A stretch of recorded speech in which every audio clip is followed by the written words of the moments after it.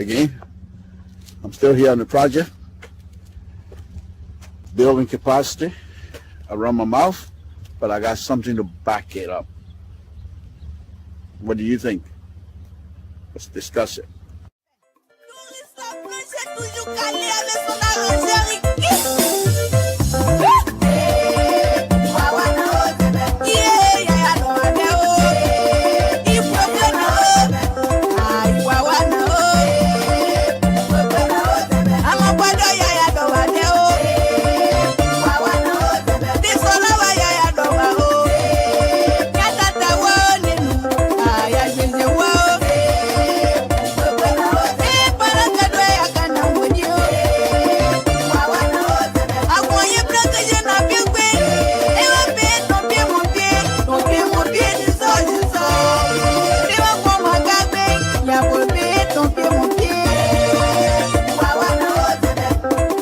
This is Samson Toll, LIBERIA Public Radio. But I want to bring your attention to a show that I'm going to be having tonight. It's going to be very interesting. I'm encouraging all of you, those of you that are listening to this video, to tune in tonight, because perhaps this might be some of the reason why we have all of the mess that is going on in our own country. Because you have to listen to these things. These things, the trouble we've been having in Liberia didn't start overnight. These are things that's been happening from time to time. There are those who came before us, past generation, failed to recognize these things, and will continue to repeat them. And because we ourselves have not yet able to recognize and see if these things can be rectified, so that this country, beautiful country of ours, can be built just by our hands as Liberian. It doesn't matter who you are at this point. Concord country, it doesn't even exist anymore. We're all one another. We're all one country, one people. But if we do not understand why these things are happening to us, we're most likely not going to be able to find solution. So I ask you tonight to join me.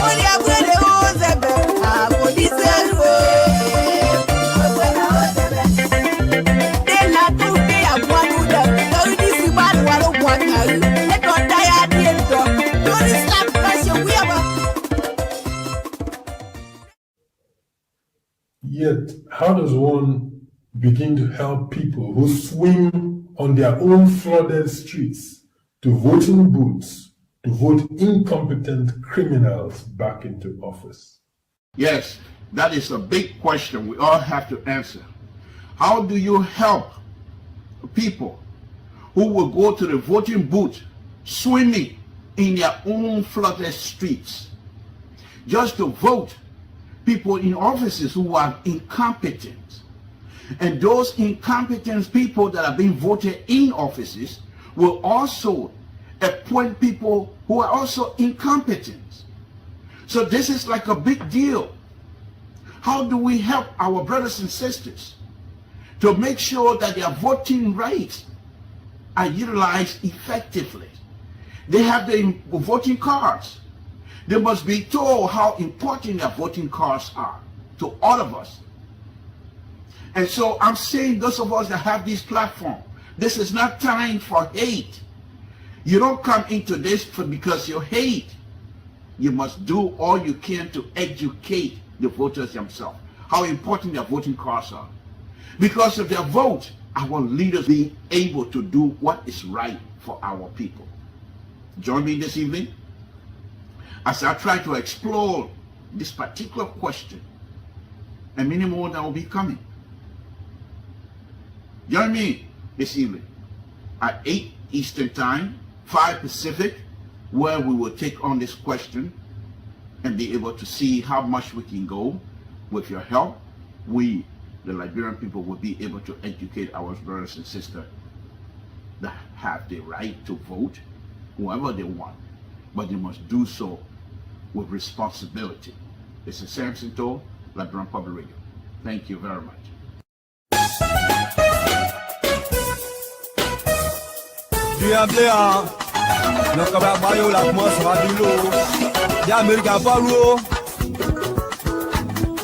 C'est autisme-ma, encore une autre fidèle qui l'Amérique n'a pas loupé.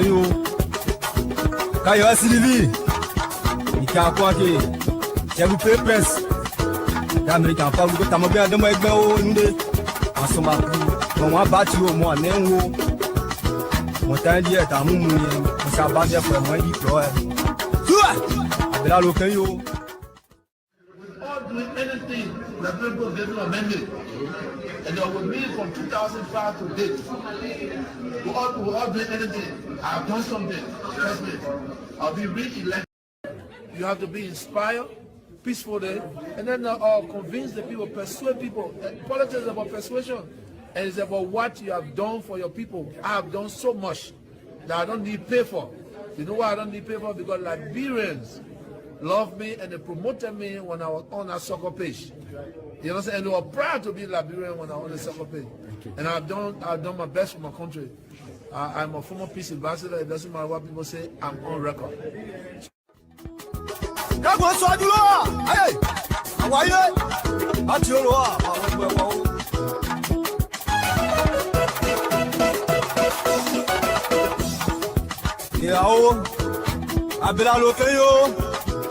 Vivito Jobai, Vivito Noba, Martissimo Peyo, Manager Gigi, when they jamais forcé, si tu connais, tu connais.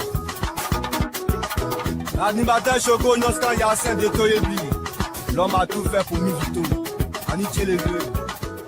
Henry, I can tell you the problem of this country with respect to prices, with respect to health, with respect to education, and largely tied to roads. There are no roads. You don't see opportunities where they should be when you don't have roads. From up to 173 years, we only have one road. How do you know what is happening in Bapolu when you don't have roads? You don't go there. The prices of goods, commodities on the market are high because to get them to where they are needed. So there's no way you can, when I talk about road, I'm not talking about putting road on the sidewalk in Monrovia, $50,000 road and make it $3 million. We're talking about roads that will open up the country. We're talking about roads that will open up opportunities, roads that will get businesses going and dependency reduced because people believe their goods and commodities can get to the market. That's what we're talking about.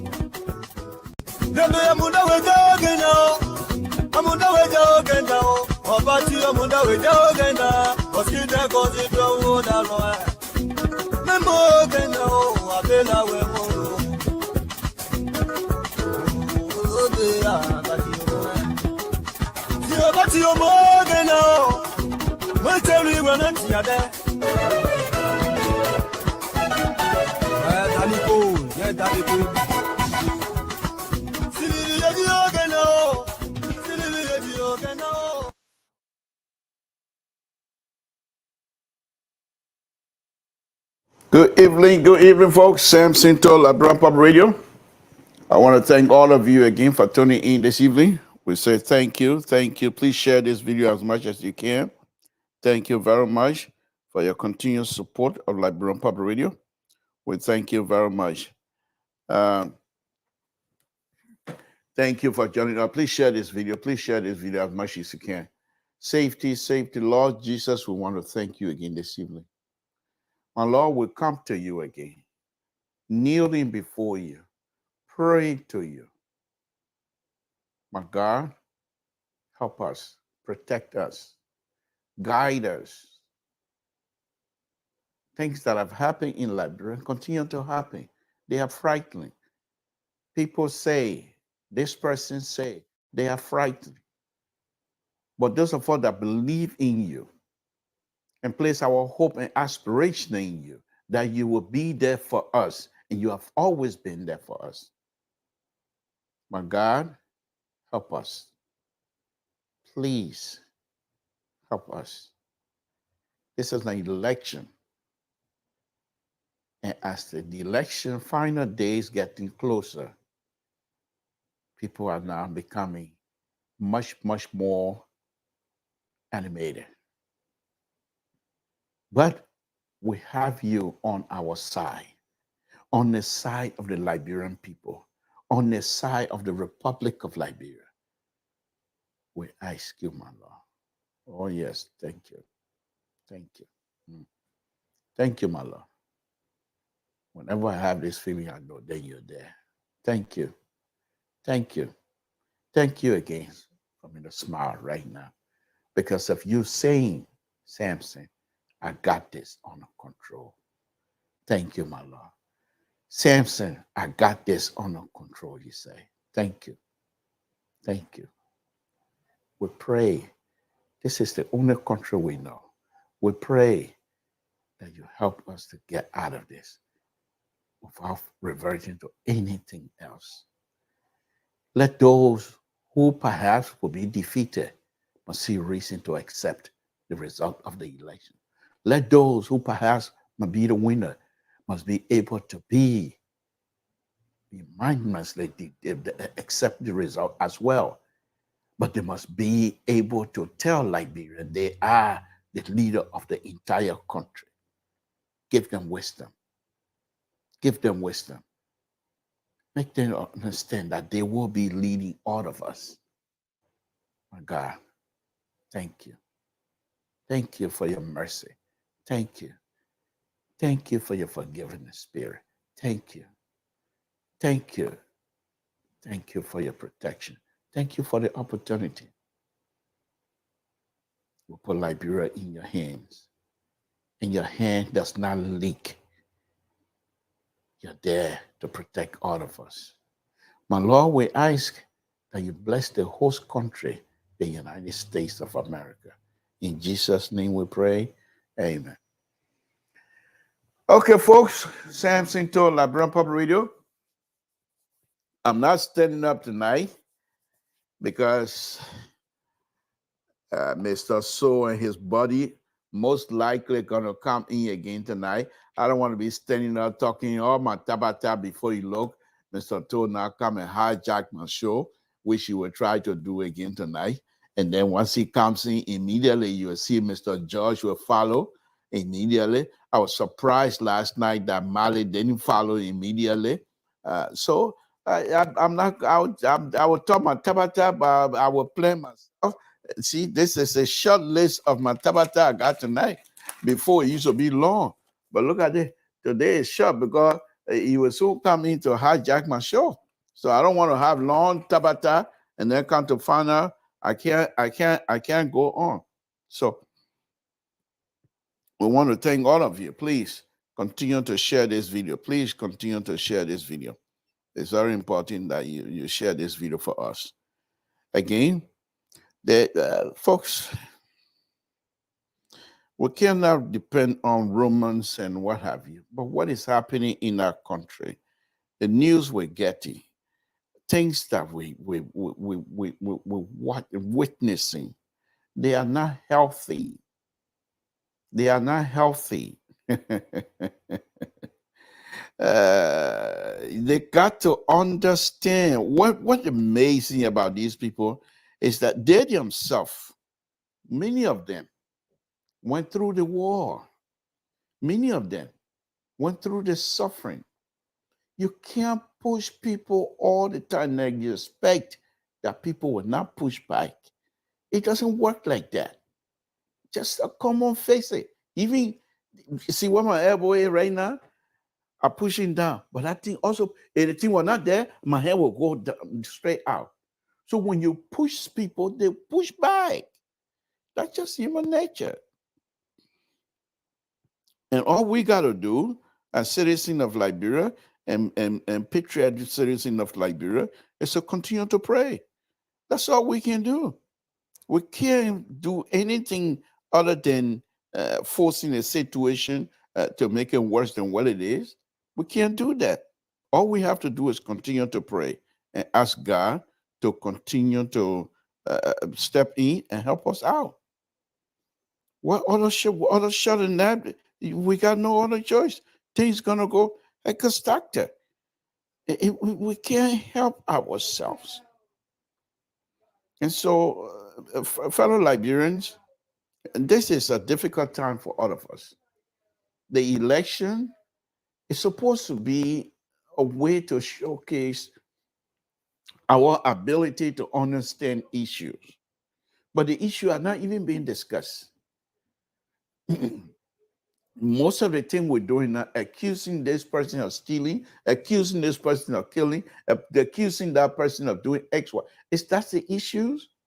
Is that the issue we're going to put before the voters to decide who's going to lead us? And so people do these things, I believe, not because they want to settle the criminal cases that perhaps they have on their own mind, but most likely, and I'm using the word most likely very carefully as well, most likely that perhaps they have nothing to offer. And so they don't have policy issues to discuss. And so they jump on these little here and there. And some of them are true.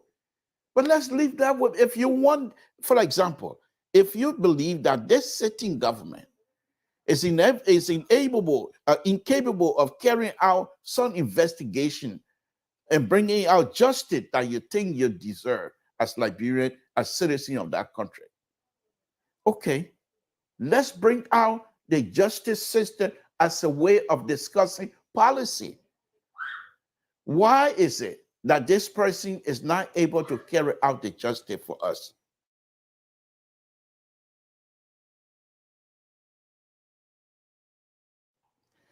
Okay, and if we don't do that, and we're going to go ahead and accuse people,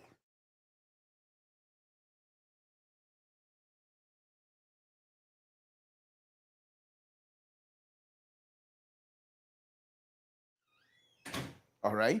So we have to be careful how we get involved in these things. If we want people out, if we want this government out, fair game. But let's discuss the removal of this government based on bad policy.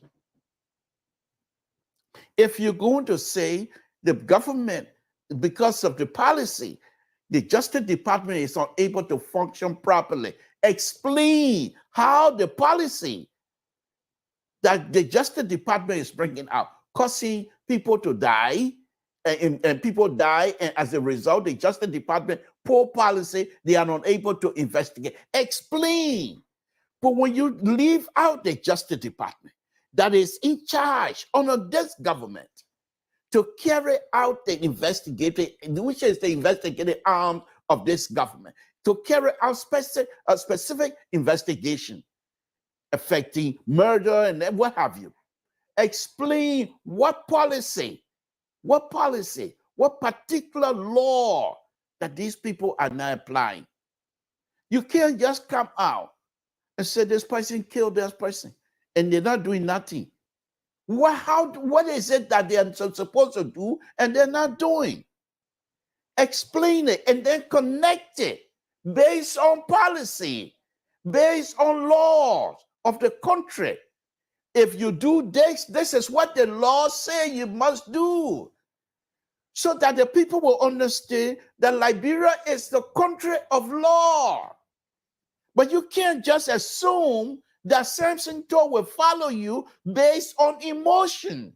Because when you come out and say somebody killed this, and this person working judge, we are government, and the person did this, and the president have done nothing. What am I supposed to say? Okay, where in the Constitution that says the president is in charge of implementing Justice Department policy in terms of crimes? I'm not a lawyer, but you have to make sense to some of us. This is very much, in as much as I would like for this president to be removed, legally, constitutionally, but you must be able to articulate your policy statement that you disagree with the government.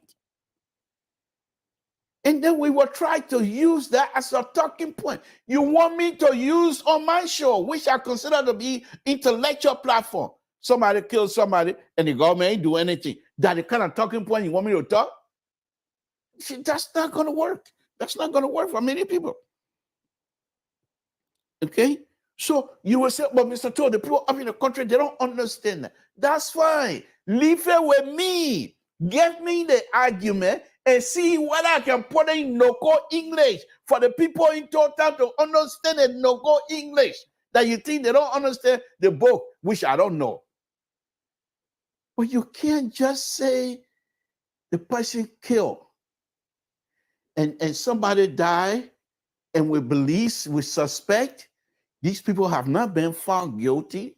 Let's be sincere. Let's be sincere. Let's be honest. You can call me whatever you want to call me. It doesn't matter at this time. But let's be sincere. We can't just depend on rumors and run a policy statement based on rumors. You see, when I come out here, I pulled out this big document that I have on here. Where is this at? So how come? Oh, it's over there. Okay. The proper agenda, when I read to expose this government weakness in terms of monetary policy. I'm not an economist. I don't know anything about money. I'm an engineer.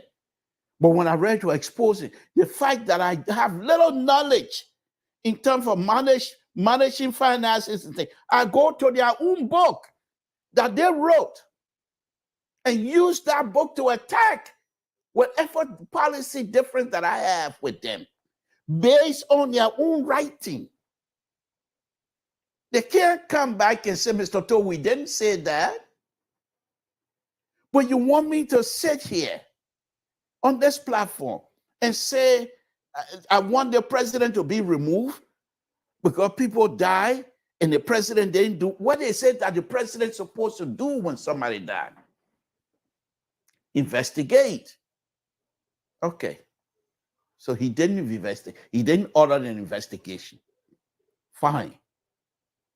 How does that affect in terms of legal argument? Go and tell us what was the responsibility of this president, that he had neglected his responsibility based on the law of the Republic of Liberia. And you show us that. Then we will come and say, okay, based on, because I'm not a lawyer, based on this legal proceeding or based on the legal argument, the president has forfeited his responsibility. And therefore, he should not be re-elected. That's a good argument. But I cannot, and I will not sit here and say somebody died. The president didn't do anything. The president shouldn't be. No, I'm not going to do that. I'm not going to do that. As much as I want the president to be not to be re-elected, I'm not going to make that kind of false argument. I got kids that are growing up. I got kids that are out of college. They're not dumb. And you want me to argue? And so when they come tomorrow and say, but what is the evidence you have? Or what are some of the things that perhaps he didn't do according to your Liberian law? What am I supposed to say? No, somebody say I'm going to argue. I'm going to do that. I'm just saying, folks, let's be a little bit mindful.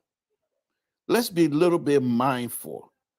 And the reason I'm bringing this up on Spoon tonight, there was a lady that was on there. We all listened to it. And the lady gave us some terrifying story. Terrifying story about this man being murdered, as far as she's concerned. And she listed a few people. Fine. That's all argument. And I can say and say, well, have these people even been found guilty? And then you will come back and say, Mr. Toll, these are the people that are running the justice department. These are the people that are running the government. Who's going to investigate them? Fair point. But let's attack it from the law. Let's look at it. What law, what Liberian law on the book that these people, based on their prestige and based on their position in the government, that they are suppressing? What is it?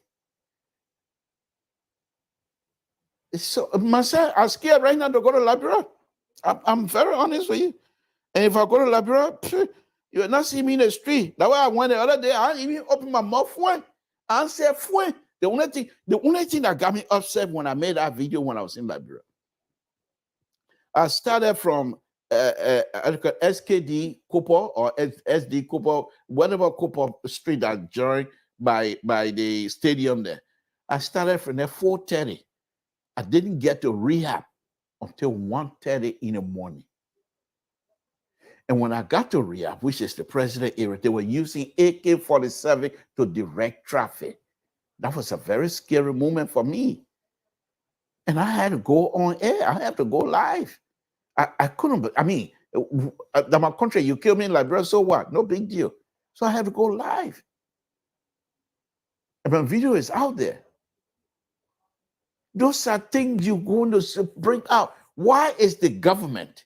Because those that were directing traffic using AK-47, those are government security officers. I didn't see people in the street just getting from the house and got direct traffic. Those are security apparatus. Why were they using AK-47 to direct traffic? What law in the book of Liberian law, penal code, whatever you have called it, that allowed security officer to use AK-47 to direct traffic? Those can be argued. Those can be sent out as some of the reason. Because those have the tendency to be chaotic. I sent a link out to Mr. George, to Mr. Soul, to all the panelists. You ain't can you. Then we all come there and say, the man, he said nothing, he want to block us. You ain't can you. You ain't can you. But anyhow, let me go ahead. Let me go on. So tonight program, folks, we're going to be involved and we're going to be engaging. Okay. So, but at the same time, I've always explained myself as a liberal. Of course, Mr. Soul doesn't think I'm a good liberal because I'm not following his conservative idea. I don't know what makes him think that liberal and conservative should be eating from the same table. I beg you. I bad conservative behavior guy. I'm on the same table. I'm a liberal. You want me to follow your idea? I don't know what kind of liberal you are. Eh? You call yourself, you know anything about liberalism? You're conservative. You know anything about liberalism? So you're going to come and attack my liberal behavior? You know anything about liberal business? Eh? Before you come and attack my liberal behavior? Eh? You don't know anything. If you're not a liberal, you don't know anything about somebody being liberal and tell me, I don't know what kind of liberal you are. I'm a liberal. The best liberal ever. I'm not one of those nothing liberals when you can't count on them. When things are rough, they're not there for you. The nothing liberal, those are people from Massachusetts. Those are liberal from up north. Minnesota liberal. There, I don't count on them. Humphrey, whatever his name is. Humphrey, what's his name again? Humphrey something. That I'm gonna count on. I beg you, man. I'm a real liberal, outstanding one at that rate. But let me go back. So, if we're going to be talking about these things, we have to be sincere, folks. We can't just get up and make these statements, even if they are true. We can't just get up and do that. We have to tie around certain things, okay? We have to tie around certain things.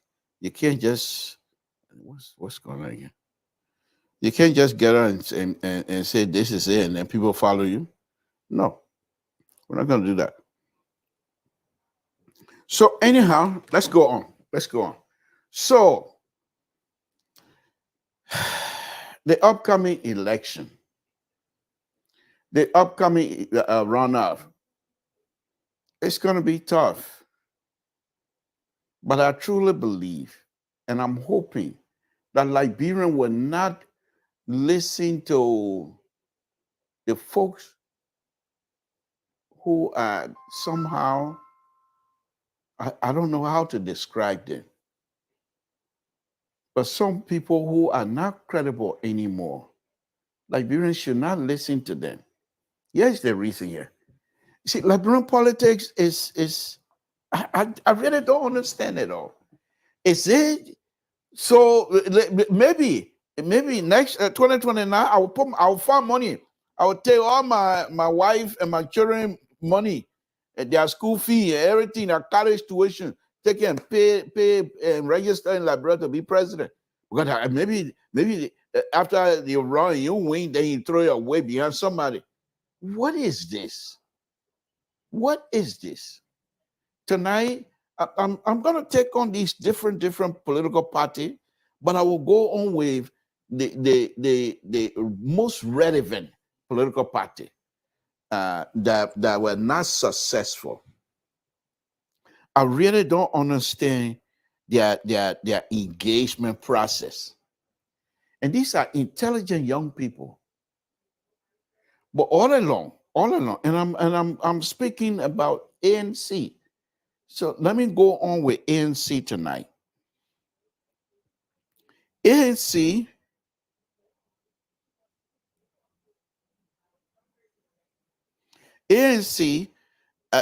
people who many people has been suggesting over the years that ANC is little offspring of, or how do you, alternative? Yeah, alternative CDC. Alternative National CDC. Samson too. I'm not too sure how true that is, but alternative national. But here's the thing with, on a very serious note, ANC all along, and I understand their anger with Unity Party. That's fine. I will be too. But for goodness sake, they sat here for almost 2 years, 2.5 years, said all of the bad policy that this government continued to implement, for which they believe that this government is unable to govern anymore. Their chief, their standard bearer, publicly gave a rare car to the president. I have this in his speech.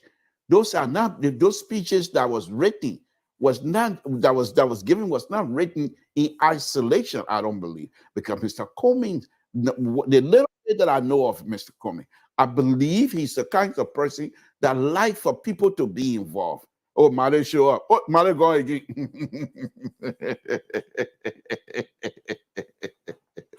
He conservative on the LPR platform. You think I scared of you?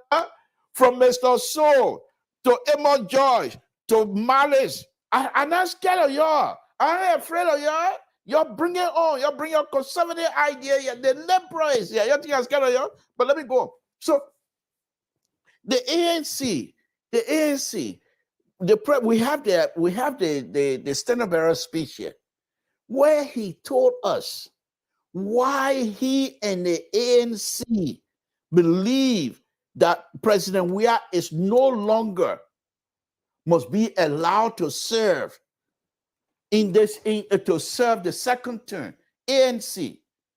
And so they all allowed let me bring in Mr. Marlis, I'm bringing you on. And they allow their standard bearer to go on a national platform to go and discuss how inept this president is, how this president is incapable of running the day-to-day affair of you coming on? Okay, I'm waiting for you. Your team, your conservative, your team are scared of you. Eh? You, Mr. So, Mr. George, Mr. Mali, your team, your car, anything on me, I'm scared of you. You're bringing on three of you, come. Let me finish my tabata and I will throw it to Mali.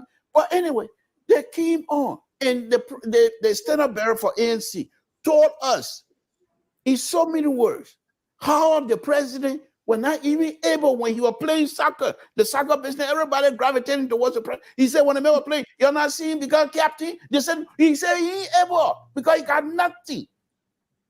And immediately after the first round, when they came in, this model, they came in third. I don't know how they were beaten by what's his name, Appleton. I don't know, and I'm not going to even get into that. But they decided the same way. You see, they're not serious. These are the same people Mr. Comey, Honorable Comey put together and said, this is what we're going to do. And give Honorable Comey, give them their platform, everything. How President Weah must be removed legally. But these people, they decided, they called themselves executive committee. Everything, some of them were involved in the writing of Mr.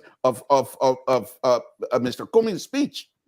But now they have put that aside and they are now endorsing President Weah. So all along, you've been fooling us. You've been fooling the ANC people. All along. That's why one young man got so pissed, so angry with you guys. How you're going to have a meeting over a meeting and then you're at the end. Even if you're so angry, with Unity Party, why you can't take your Tasoka and go sit down and say, no, I will sit out this one. I don't want, because you already told the Liberian people that this man is not capable of leading. So who lying now? So who is on serious now? So who is the most corrupt person now in terms of moral corruption? It is those who I accuse President Weah and running it back to President. Those that don't have any kinds of moral standing in the society to discuss anything about Liberia, according to me. Because you told the people follow you. They believe in you. That this president, no matter what, must not be re-elected. Because he is that now you're able now? That now President we are able to lead now? You people are so unserious. And the funny thing is, these are all young people. These are all young people. They have years ahead of them. See how messy this political life in Liberia will be? Your young people who put yourself into political activity in Liberia, you better prepare yourself, because these are the people you're going to be dealing with. These are the liars that you're going to be dealing with. These are the people you cannot trust in any kind of collaboration operation. You can't trust them. You cannot even trust them to go to war with them politically. But they have made need for themselves. The former vice presidential candidate for ANC, young lady, she has made need. She's recognized now in Liberia. The honorable good lawyer, Yakula, she's recognized in Liberia, very smart. And so on down the line. Why you can't say, you know what? I've said a lot. and I believe what I was saying. I'm not going to CDC. And I'm not, because Unity Party, I don't want to be bothered with them. I will sit out. So what are you going to President we have for a job? Do you really believe that you're going to go over there and carry people along with you to go vote for President we have? Many of these people that used to work with you, many of them are disappointed in you guys' argument and your action. Let me bring in Mr. Mali. Mr. Mali, good evening to you, sir. How are you, Mr. Liberal? As yourself, as the family. I appreciate that. Okay. So tonight I'm taking on ANC. Oh, Mr. George, you watching? I mean, I don't say ANC. I say other people are taking on other people because I'm scared of Mr. George. Big here that are conservative, conservative from Grand Union Country that will be scared of. Big here. But Mr. Mali, on a very serious note, the argument that I'm making here tonight about the ANC young, talented, highly educated, highly respected in the community as young as they are among their peers. They were on most of the social media platform explaining to the Liberian people how President Weah was unable to govern.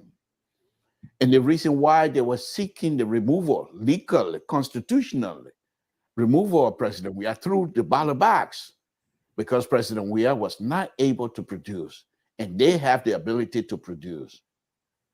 At the end, when they were rejected, it's resoundingly rejected by the Liberian people. They have now decided that in fact, indeed, President Weah have the ability to lead. Indeed, President Weah is the best president ever. They are now gone back into it. So what do we make of these people? Those of us that follow them and listen to their argument. Can you do that, Mali? Can you sincerely, intellectually do something like that? Well, let me put it that way. I think the only thing I would like to remind ourselves is that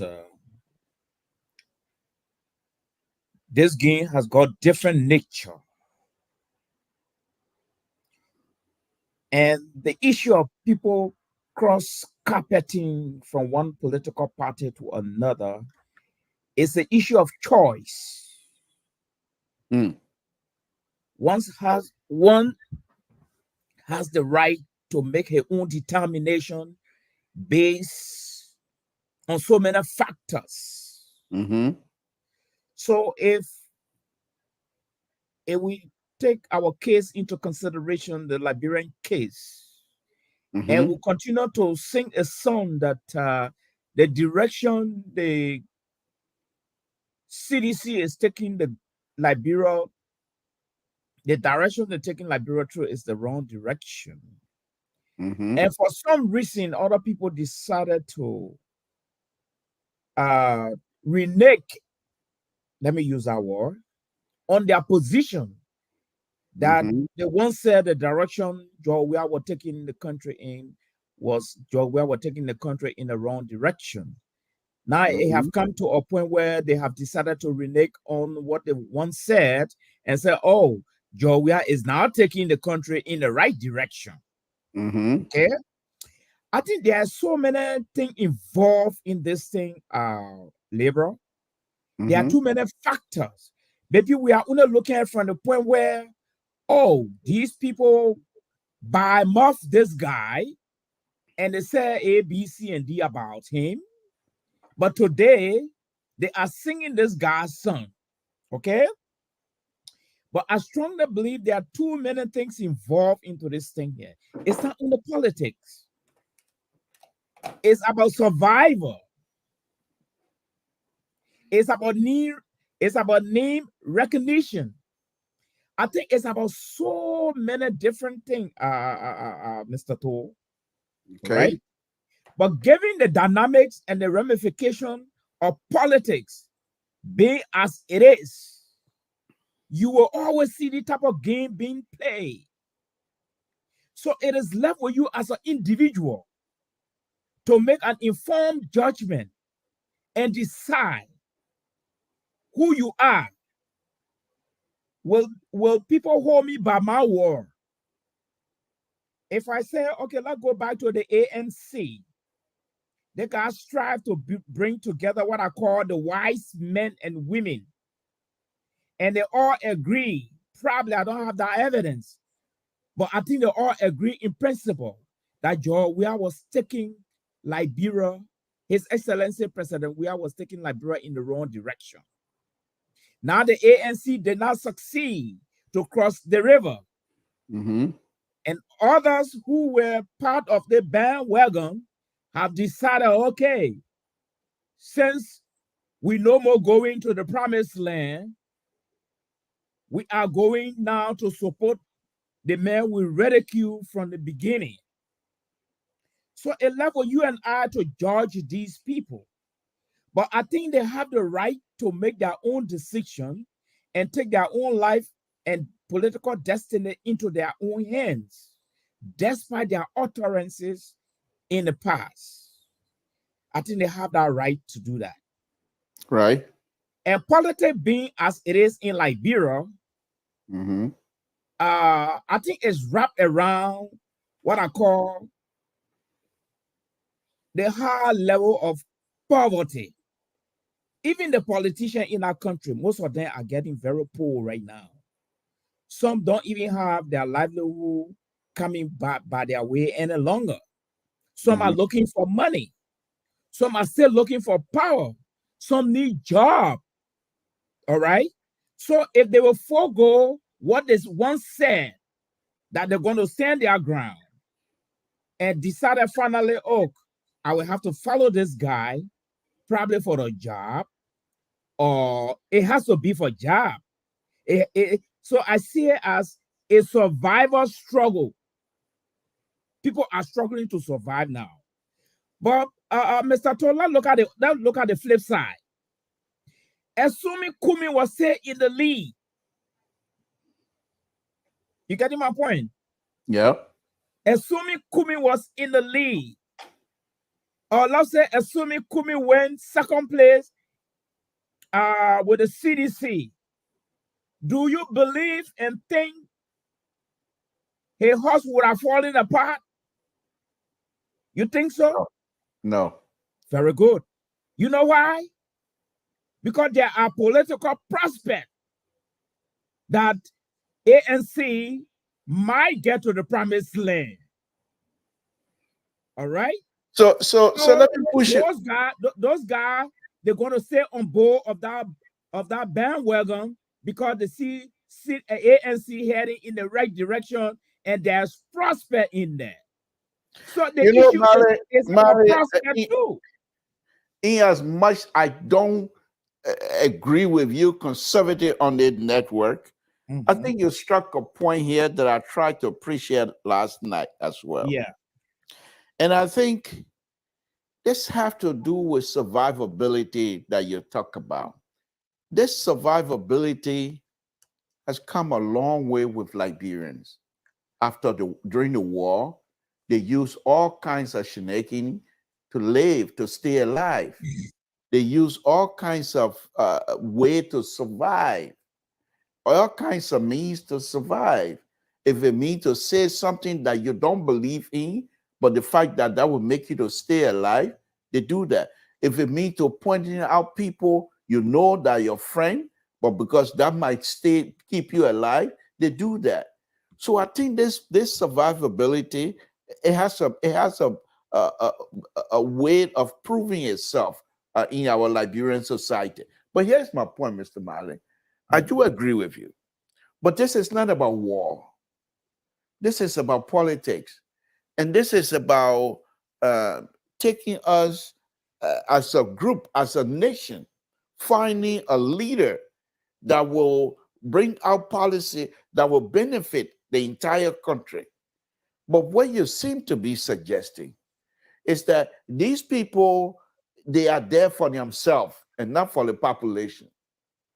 So if that's the case, why would they then come out and pretend to be speaking for the massive.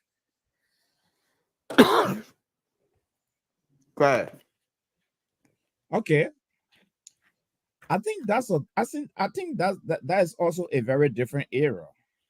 But don't forget, the survivability working hand in hand with principle. There are other group of people who stand by principle. There are other group of people will tell you, say, look, His Excellency is taking the country in the wrong direction. No matter what, if it means I will die, but I will not support him. These are politicians with principle. There are other politicians with principle, but their principle is being undermined by poverty, and so negotiation come about, and they try to cross over. Then you and I will say, look, this guy, he's a man of double standard. This is how we're going to see it. But to him, he's fighting to survive. You cannot be opposition all the days of your life. So at some point, Mr. Malley, you keep stressing some key point here tonight. That in fact, if I'm not careful here tonight, I might find myself condemning myself. So what you're saying here is, it seemed to me that you seem to be suggesting that those of us that are arguing your first point to say people must be with principle, people must be responsible. When you say something, it must mean something. But the second point you're making, that these people with principle, no matter how high the principle are, but in fact, the principle are being undercut by poverty. So if that second argument is going to hold, then that means those of us that are here in the United States or that are in the diaspora are being blindfolded, has been blindfolded by the Western style democracy that we're here, which of course poverty does not come into play as much into the politics of how to govern. Whereas in Liberia, that's most likely on the mind of many politicians. So then if that's what you're saying, if it's whole, then we are not the people to try to criticize. We are not the people to try to dumb-guide the whole process in Liberia. So Liberia politics, it might look different to us, but for them, this is their livelihood, and that's how they run their politics. If that's the case, then I think we've been backing on the wrong tree the whole time. Then we need to change our position. Okay, let me just give you a scenario. Many times, Mr. So asked me, Mr. Malley, where do you stand? Which of the political party you for? I keep telling him I'm an independent. I keep maintaining my position. And he asked me why. And I told him there are certain criteria I have. And if a political party meet one or two or three of these criteria, I will join them.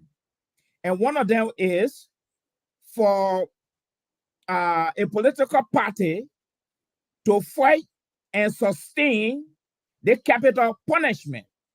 Okay? So, assuming CDC by chance win this election, or VP win this election, and they don't have any of these criteria that I have, but they offer me a deputy minister job, what do you think I'm going to do? Am I going to forego my criteria and my condition and my principle and go in for the deputy minister job? The answer is yes, because I'm going to serve my people. Then the next question now is, but these people did not fulfill your criteria, Mr. Malley. Why are you jumping on? Why are you jumping on board the bandwagon? I'm jumping on because I'm going to serve my people. So the next question now is, do I have to hold up to this criteria until I jump in a hole and die poor? The answer is no. I can't hold up to the criteria and die poor. So in short, I cannot be opposition all the day of my life and die poor. So at some point, I will have to make a decision and cross over to survive. That is the nature of the game. In my thinking, that is the nature of politics. You see? Okay. So at some point during the journey, you will have to make a decision. So you can stand by your policy, like for instance, in the United States. Do you know that a lot of people protect their rights? It is my right. It is my right. It is my right until sometimes they get killed in defending their right. Yeah.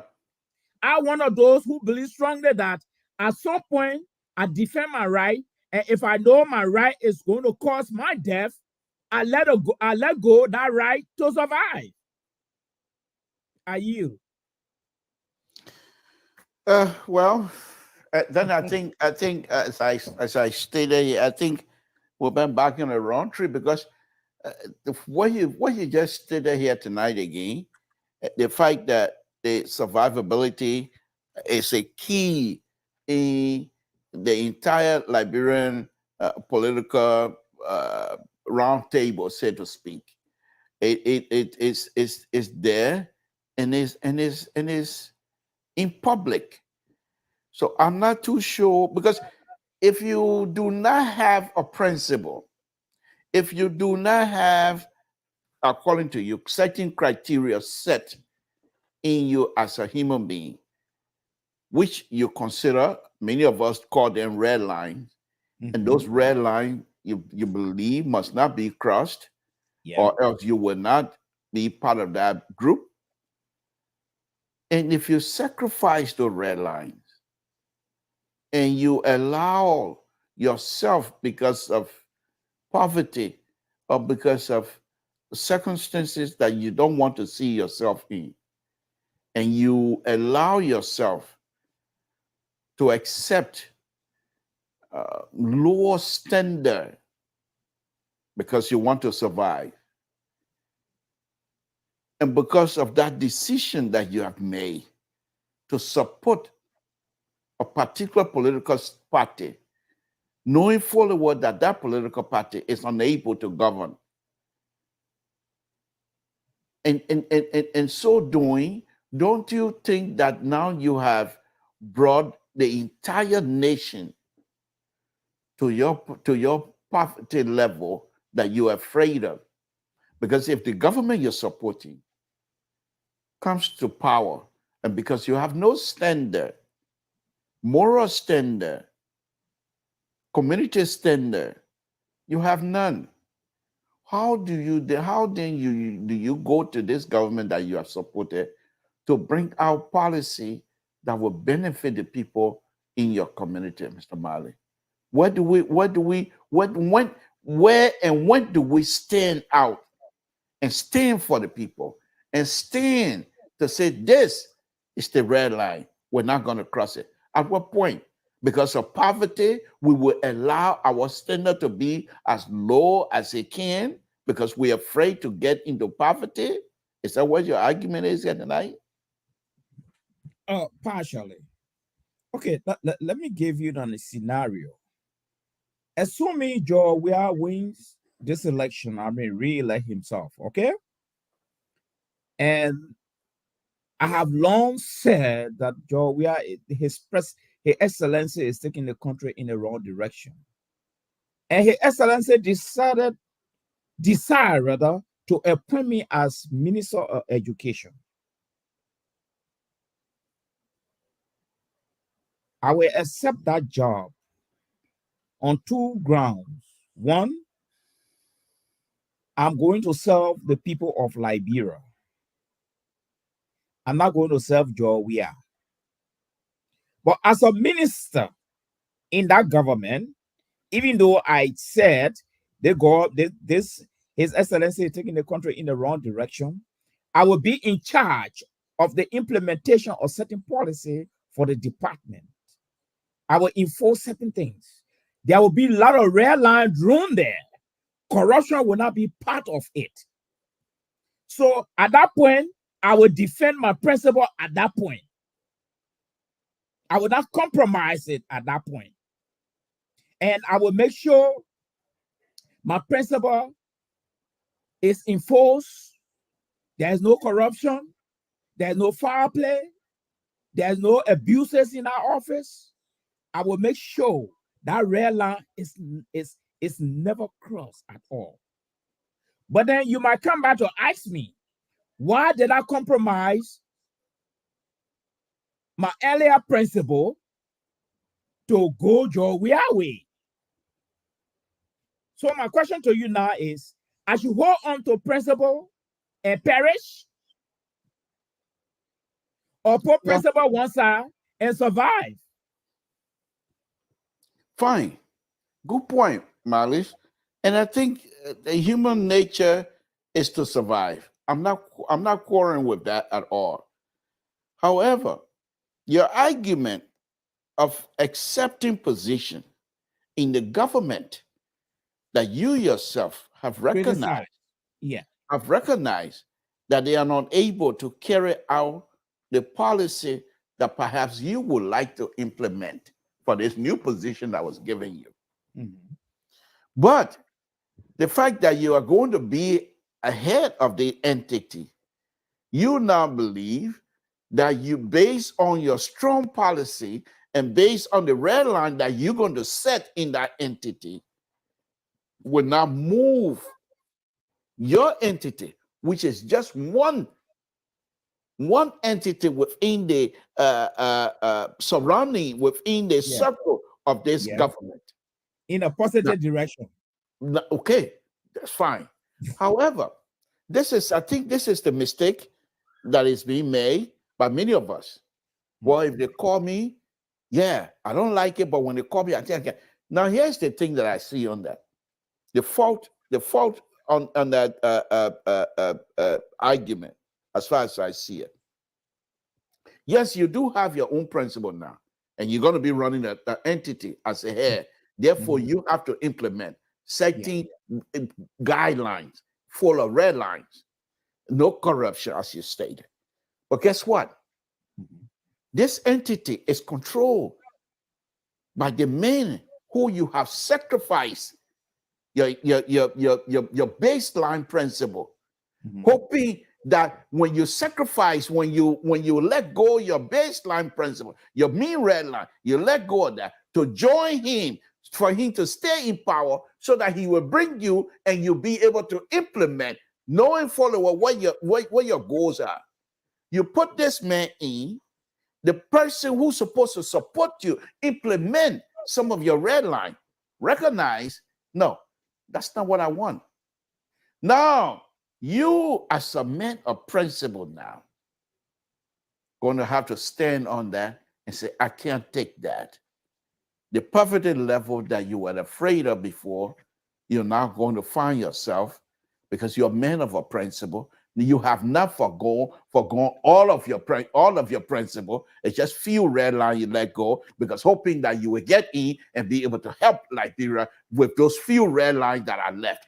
But the door has been closed, where now you are being challenged by the person who's supposed to support you. Now you're with a little principle that left, you're going to now find yourself saying, no, I can't deal with it, I'm going to leave. However, the man have achieved his goal. He's in for the second term.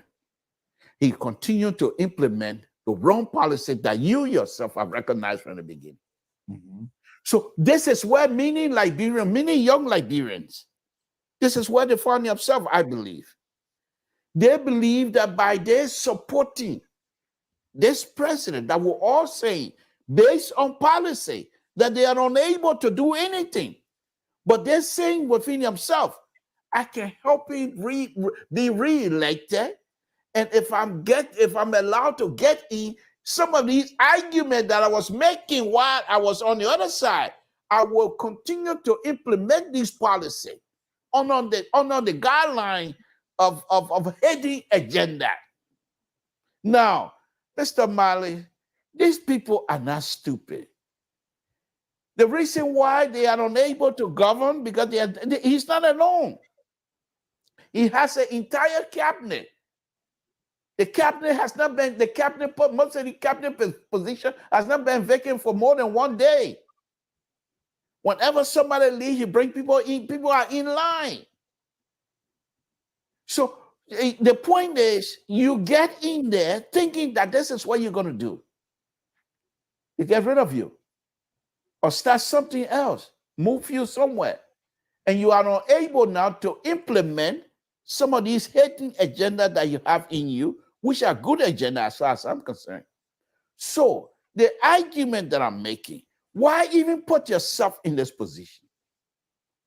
If you are unable to knowing full well that when you get in, either you follow their rules, the rules that you continue to condemn, the same rule that you were condemning a few weeks ago, the same rule that your standard bearer stood publicly, that this man is unable to implement his own policy, good policy. You have joined them. Either you go your way or you stay with them and implement these bad policies that you yourself are criticizing. Who are you then? Is it because of Is it because of poverty? Is it because of survivability? Mr. Mali, you only die but once. You can't die, come back and die again, come back again, die again. That's not how this whole world works. Yeah, the bad thing about what you just stated, and I will say I disagree with you vehemently, but I'm not surprised because you and Mr. Soul and Mr. George, you're always having conversation. You got bad idea on the platform. Your conservative idea, it don't work. You got bad idea on the platform. Okay, you got bad idea on the platform. And this is one you have to exist. That's why Mr. Joyce and Mr. So, they're afraid to come here tonight because they know I'm ready for them tonight. And knowing full well, because before you came in, I said that. I said, three people, one of them will show up, and you definitely show up, and you didn't disappoint. So let me just say this here to you. Let me just say this to you. Let me say this to you. Ambassador Buckeye, on the other hand, told you, Mali, join me with all you got. I can't run this by myself. I am unable to implement these policies to rescue this country all by myself. And you, Malis, as highly educated, WD, TWA, BBC, UWB, WE, all the degree you got, as highly educated as you are not a man. Don't come fool me here because you're saying that see me saying anything as stupid, that you will compromise a principle. You were not the same malice on the same platform here, want to bring back capital punishment, that you will compromise principle. You don't have it within you to compromise anything because you want to eat. So don't come fool us here. We're not going to accept it. No, liberal. That's what I suggest to you. With your independency, come with us. Come and join us. Let's rescue the nation. Don't follow those young people. They will be so frustrated. They will start cussing each other within another 2-3 months. It's just a matter of time. Come with us. Intellectually capable. Come with us. Come with the rescue team, where they will allow you, as educated as you are, to implement what you have learned, to implement things that will be beneficial for the country. You have the ability. Don't sit on the fence line. Don't compromise your principle because of survivability. This is nothing. It has nothing to do with survivability. You got one way or the other. You go with them, you still suffer. You come with us, you succeed. Take it away. No, but Mr. Toll, let me ask you a question. I think we have established a premise for the discussion tonight. And the premise here is that the guy are crossing over to someone that they condemn. So tell me, what do you think has influenced this guy to go to cross over? Is it poverty? Is it need recognition they're looking for? or is it the job they want, or they don't have principle to stand by? Tell me, I mean, from your own belief, what you think, because Mr. there are so many crossing over going on. Mr. Mali. Yeah. See, that one thing I like, that's why I just told you, you can't fool me. Because I know you got principle. That you're nodding. No. I just ask you a question. Hold on now. You see, that one thing I learned about you. They took Mr. Judge and Mr. So John be joining us, and then y'all want to shut me off. But not tonight. This is what I like about you. You are a man of principle. We all know that here on this show. Okay. Now, these young people that are jumping carpet here and there, these are the same people I can see. Yeah. Oh, okay. Here we go. Let me bring that lady in. Good evening, madam. Are you ready to come up? Throw your thumb up. Are you ready to join us? Okay. I'm bringing in Koto here to join us.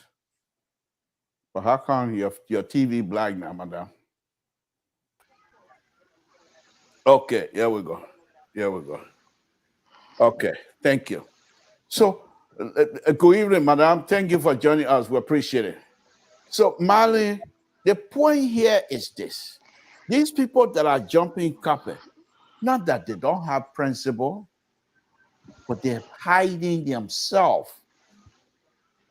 They are not, those people that are jumping carpet, the former vice presidential candidate for ANC, the smart lady, Councilor Yakula, intelligent women, smart women that don't like to be pushed around, and you think they're going to join CDC, and you think they're doing it from their own willing. No, they're hiding themselves.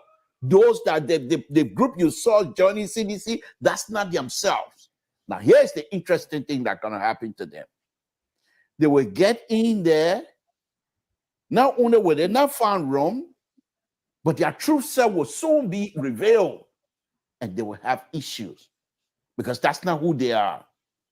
If that's who they were, they would have been with CDC. And because they are not that type of, that cloth that CDC is wearing, that's why you saw them from the beginning to be on the other side. So the answer to your question, what they want, just what you told us. You just told us.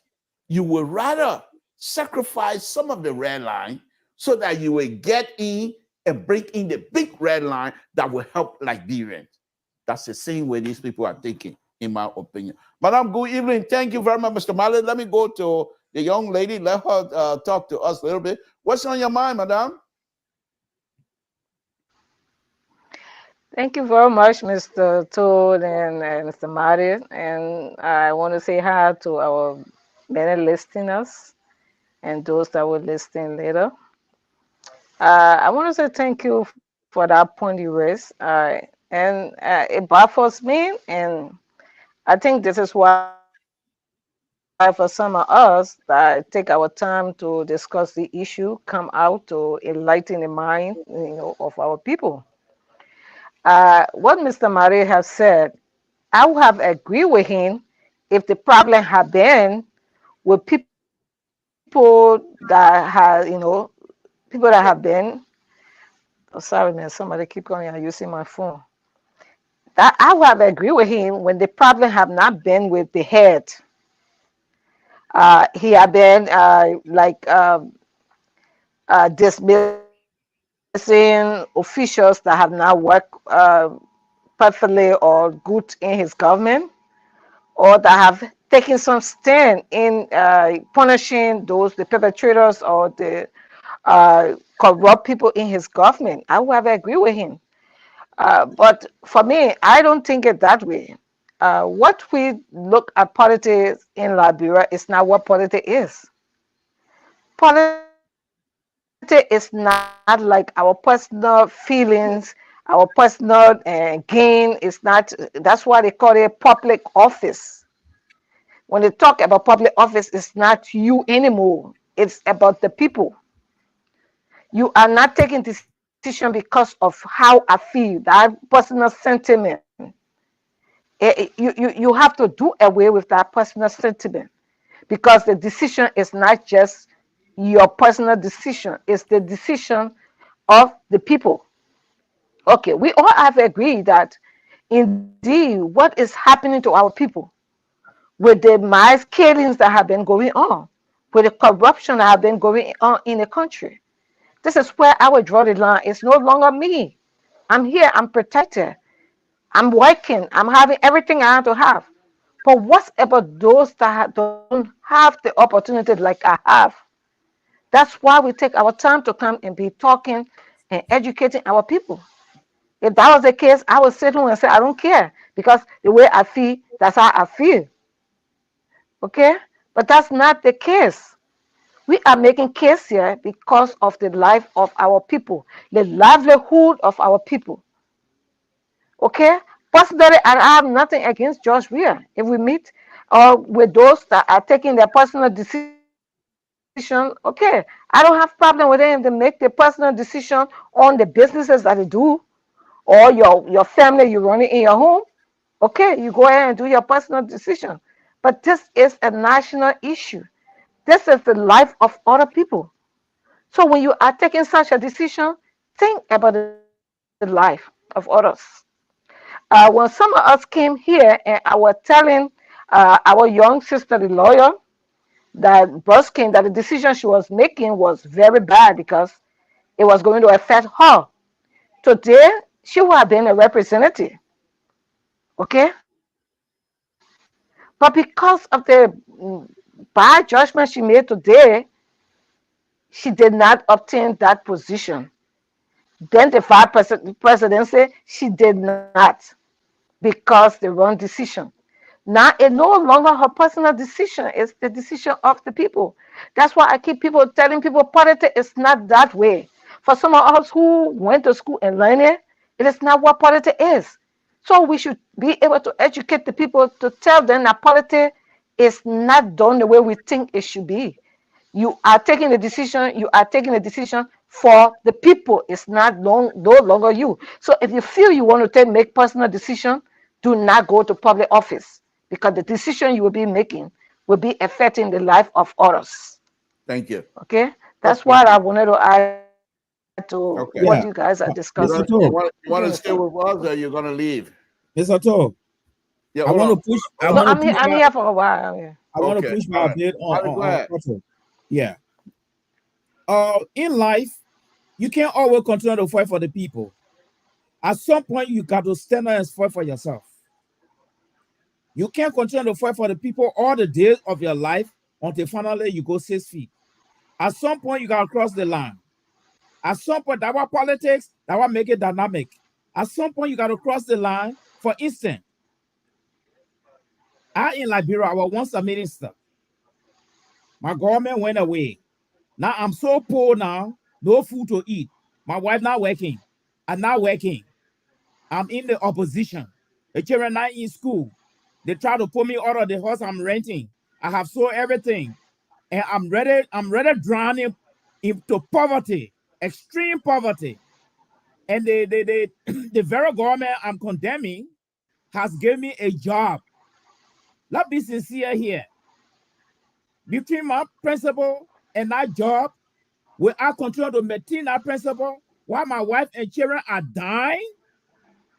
While I'm still fighting for these very people who are carrying on are coming now, while I'm still fighting for these very people who are carrying on their lives, and I'm drowning, my wife wants to leave me, my marriage is falling apart, my children are not in school, and all the advocates have been saying, I had not got a job from this guy who I have been condemning all along. Should I turn it down? I think the issue of survival must be taken into consideration. You can't keep fighting for the people all the days of your life. You will have to survive. And at some point, you will have to circumvent certain things. And at some point, you will have to compromise certain things. This is on the basis why some of the people, I believe, they're crossing over. And another flip side again is that there are possibilities that most of the people that are crossing over, they might be crossing over to do harm to this government. That possibility is there. They might be crossing over as political operatives to undermine this government and to get it done at some point. There are possibilities for that. Okay. Are you? Malish, thank you again. The point you just stressed is exactly what we're trying to avoid. In life, I believe, in order to save a drowning man, first of all, you must know how to swim. And you know how to swim, how are you going to save anybody? Exactly. First thing. The second thing is, Malish, if you're going to be advocating for anybody, and if you're going to get involved to fight for people, Yeah. first of all, you must prepare yourself. Let's give you an example. Use you as an example. With your own position right now, where you are, knowing who you are, knowing what you know, that you can find job in any part of the world. Do you expect, if you were to get into true advocacy of the people, and that you think people, I'm not even going to go with President Weah. Oh, I got to pull out the number. I forgot. I'm not even going to go with President Weah. Yo, hold on. Let me finish. I will tell it to Mr. Malik, then I will go get my phone. I left my phone in the place there. Okay. Mr. Malik. You know when Koto come on now, you will see a lot of people coming to to bash. Yeah. So, Mr. Malik, let's just use you. And I will go to the ridiculous point. Ambassador Baka, who I admire. He calls you to come and help him. And you find out that from his side, that the corrupt behavior is even emanating from his center. The fact that you are not prepared to fight for the people, the fact that you are not even grounded in the things of advocacy, you just saw it and you think you like it, and you did it. Okay, well, I'm here now. You will be compromised because you got nothing to count on. Not only that, you as an educated person, highly educated, but you have a field that you train yourself in to specialize in. Then they call you. They say, okay, we want you to come. For example, you as an educated person who is into education, things like that, they take you. Say, okay, well, you already got PhD anyway. So why you can't go be Minister of Public Works? You know both. And you say, let me think. Okay. Besides that, they call you, Malik, we want to get you a job. But all the offices, all the ministerial positions all fail. The other one here, the Minister of Public Works, but you get 15,000, 20,000 will go to you. You want a job? Okay, I want to be in Liberia anyway. You give them that money. Knowing fully well you can't work in that position. You already have compromised yourself. If you train in an area that you know you can go any part of the world and find a job, you go over there, your intent is to help, not to enrich yourself. With that kind of mindset that you are there to help and not to enrich yourself, the survivability issue will not come to mind. But if you're not prepared and you join people, you will want to survive because you have no fallback career or anything else. So this is what I'm saying. This is what I'm saying. Ambassador Bakai, on a very serious note, yes, I do support him, but I'm talking just from a neutral standpoint here tonight, which is difficult to do, but I'll try my best anyway. Let's look at the speech he made almost a month, 2 or 3 weeks ago. Immediately after the first round, he said, join me. I can't do this by myself. I need all hands on deck. So that means You can't just get up, put your hand on the desk, say, "I hear now." Where you bringing your hand? Your hand come from all kind of say you coming from a bread, plain bread and things like that. That you will help the Liberian people. What he meant is all hands. Somebody, if you come in with your two hands, you must be able to contribute. You can't go in there and expect something to come to you. He wants you to come in. What can you do for Liberia? Not what Liberia can do for you. So this is what I'm saying. In order for you to advocate for people, you must be able to stand on your 2 feet before you try saving anybody. Other than that, you're going to drown as well. What say you, Carter? Let me go get my phone and open it up. Go ahead, madam. Yeah, thank you. Like you readily said, and this is where experience counts. Like we have been saying all along that we need this experienced person. Because for a typical example, if you want to start a car and that battery is dead, you look for a jump start. And the reason why you get that jump start is because that jump start automatically you put on a battery, it goes to pick up the battery automatically.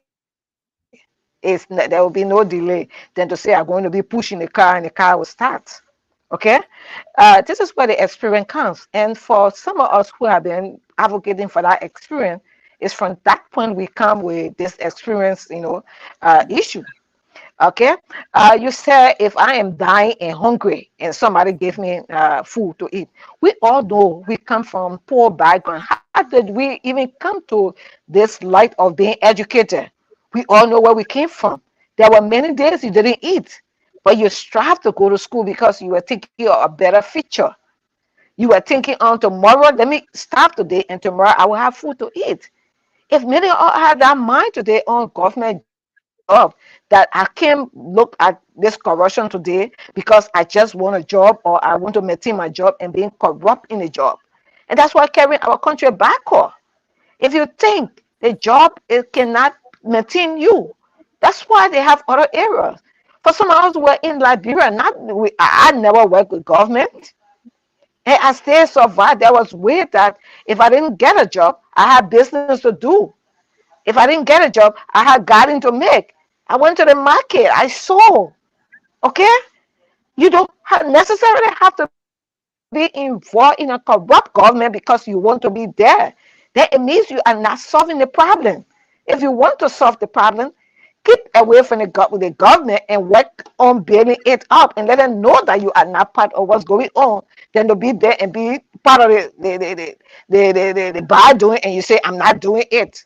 If you are not doing it, then why are you there?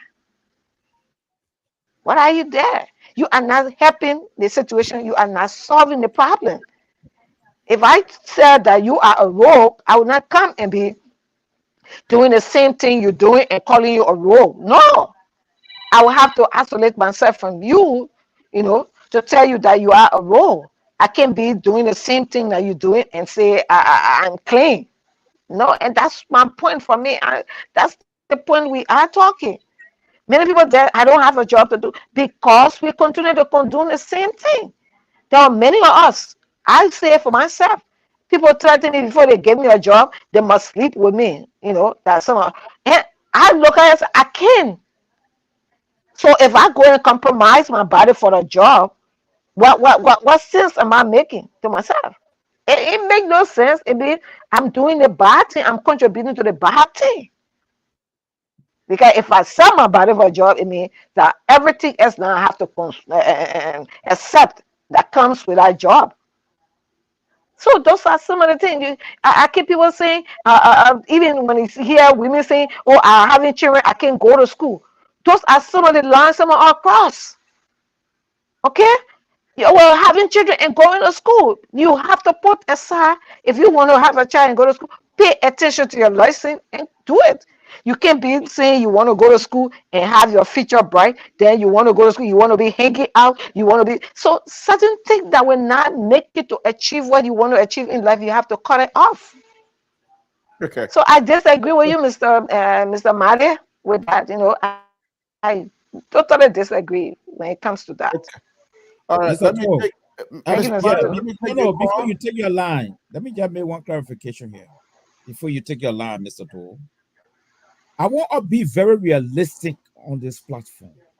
With the type of politics in Africa, vice versa, Liberia. No matter who may come in power in Liberia, let's be very realistic here. Our politics in Liberia, it does not respect the merit system. And I don't want to believe, I don't want to be under that Holy Ghost spirit that United Party is going to change this type of thing overnight. That's the first thing.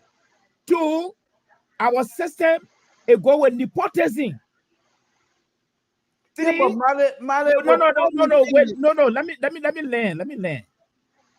Three, we go to government to enrich ourselves, to get some money and live a better life. That is a fact. No. I just want to be very realistic here. I agree with Most you. people go to government to enrich themselves and be above the poverty line. Okay. So a lot of people go to government and corrupt. Okay. Thank you. There are a lot of there are misplacement in the African government. So now you don't have the degree, you're not qualified. They gave you job, and because nepotism, my brother there, they gave me job. Those are the things that constitute the African politics. Okay, but the So question there is no way we can say that's it. Okay, let me leave from here. I will rejoin you people. I will rejoin you guys. All right. Thank It's you. not possible. These are some of the things that are embedded in the African society, especially for Liberia that I know. Okay. Thank you. The question, and I'll come back to you after I take this call. Please write your question down. At what point do we stop these things as an individual, as a Liberian? But we'll come back to you. Let me take this call. All right. Okay, Carp, COBB, go ahead. You're next. Go ahead, Carp. Carp, are you there? Hello? Are you there? I'm hearing you. Oh, Are you hearing me? okay. Go ahead. Okay, this is breakable. Yeah. The man who can't even break chicken here, he calls it breakable. Go ahead, breakable. I will come to our topic. So I want to ask my sister, this Koto. She gone. Wow, it's on point. I know people lack of integrity or people joining the crazy side. I really don't know. Because the question, they want to ask the question is, people that discuss it, we discuss two people are in a race that everybody complain about. We have a former ruling party and we have a current ruling party. And we all are saying these people that want to come in, there was a one out in government, and even those people that want to come in was still in the government, they was supposed to see government that are in, and now leave and then go on the other side, they say come back to go and help the country. And that was saying, if you say people living on the other side going to the place like crazy, I don't understand how you try to say. Because the whole thing about Liberia, the country, everything you want to or different change or real change, in that United Party, the way you want to talk about citizenship. You have a lot of people out there, Kumi out there, Monuba out there, Tiago out there, all those people out there. You all left there and testimony that you're obeying the system for why that made the system will be collapsed. Even now, the former the vice president again, who was in the system for a while. Just less than 2 months, they went on the other side.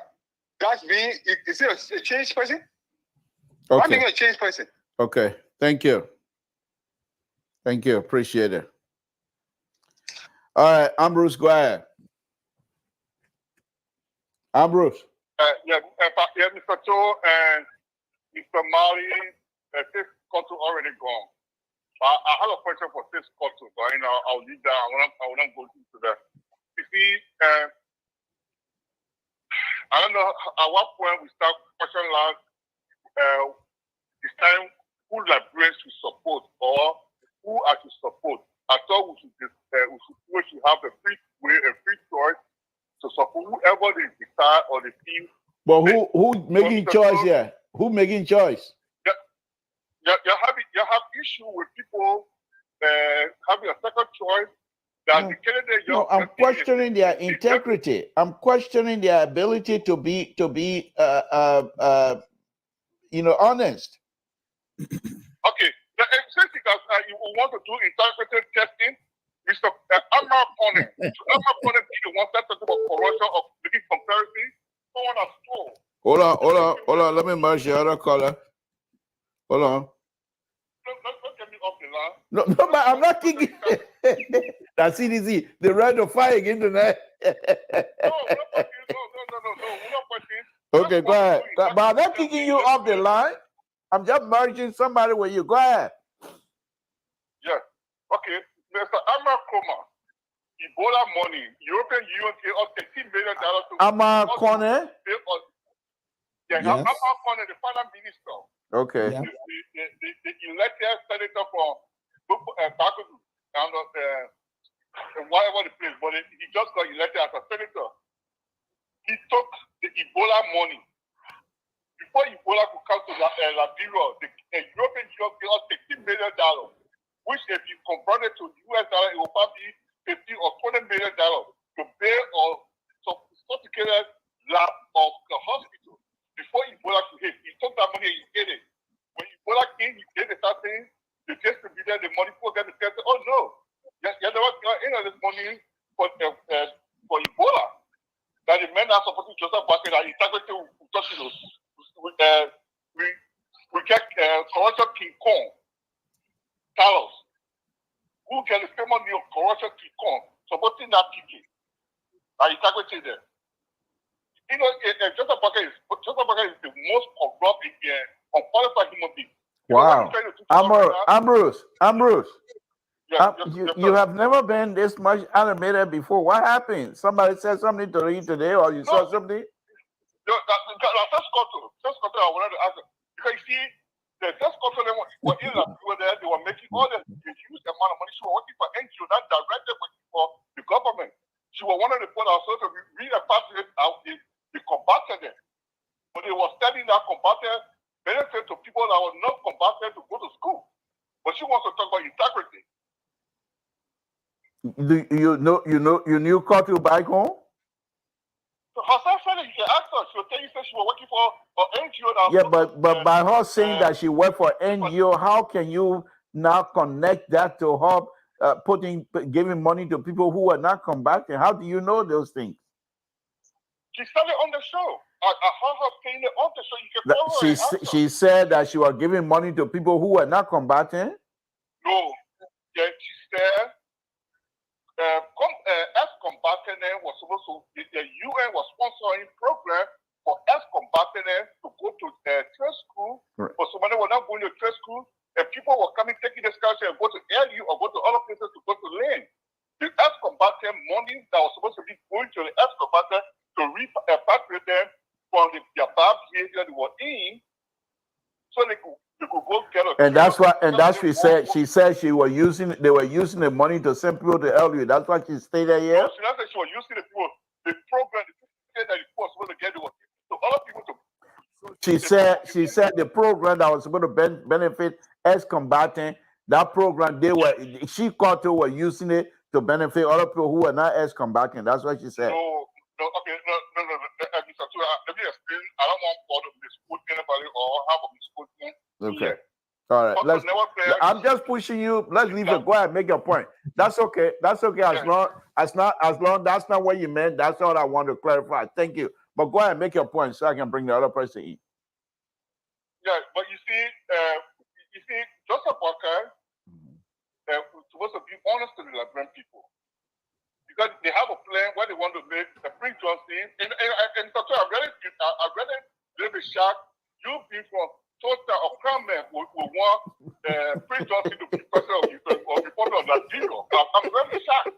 To be honest with you, they're ready for me again tonight. You just said to my grandmom, because for you to be advocating for Prince Johnson to be president for Liberia, Ambrose. Yes. Joseph Bakai die. So how Prince Johnson will become president? Because this is their plan. Joseph Bakai will take over the beginning of year of 5 months and you will take over to. He will retire. He will retire and get a position to. You're not retiring. You just say, "Oh, okay, I'm going for medical leave." And Prince Johnson will be running Liberia. Oh, okay, okay, all right. Well, is there any constitutional backing on that?